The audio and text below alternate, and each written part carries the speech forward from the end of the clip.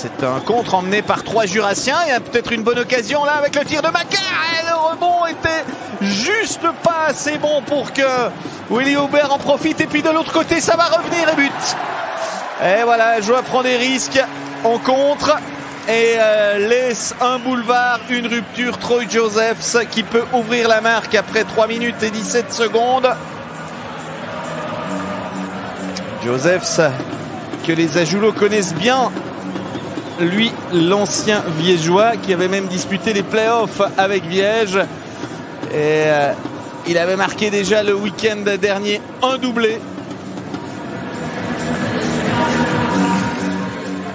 Ouais, pas grand-chose de plus à faire avec un 2 contre 1 très très bien joué entre les Jurassiennes dans le camp offensif. Arrivée de la deuxième ligne de supériorité numérique au moment où on laisse un homme tout seul, mais c'est surtout cette perte de puck derrière la cage qui coûte extrêmement cher. C'est un but encaissé à 4 contre 5. Lugano qui avait déjà marqué à 4 contre 5 lors de sa visite à Port-Entruy. Quant à Raphaël Herbourguer, il en profite pour mettre fin à sa série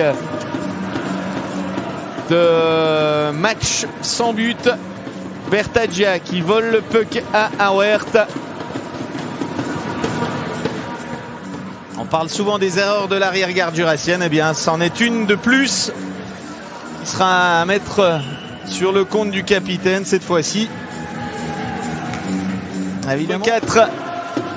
C'est dans cette situation que Lugano avait débloqué son compteur dans le match et qui marque encore à 5 contre 4. 10 secondes de punition contre Beerbohm et c'est déjà 3-0.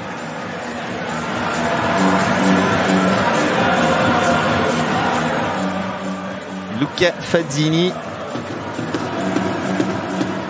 le buteur habituel puisque c'est lui le meilleur compteur et buteur de l'équipe de Max Orley. Ça faisait un petit moment qu'il n'avait plus marqué puisque son dernier but remontait à la journée du 1er octobre. 8 matchs sans but. Voilà.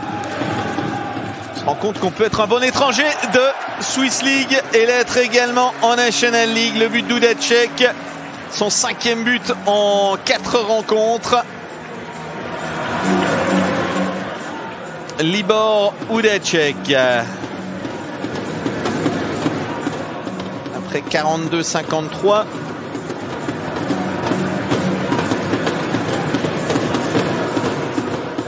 Le gros travail d'Alatello. Deuxième assist et la reprise d'Udacek qui est touché par le gardien.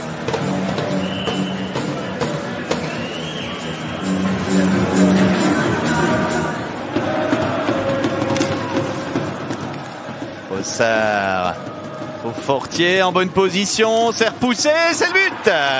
Eh bien, j'ai été exaucé.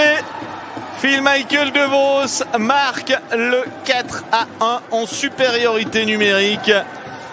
Un but qui n'est pas dû au fruit du hasard, mais qui récompense une abnégation sans faille de la part du leader. 4-1. Ça reste un score compliqué à jouer pour le HCA.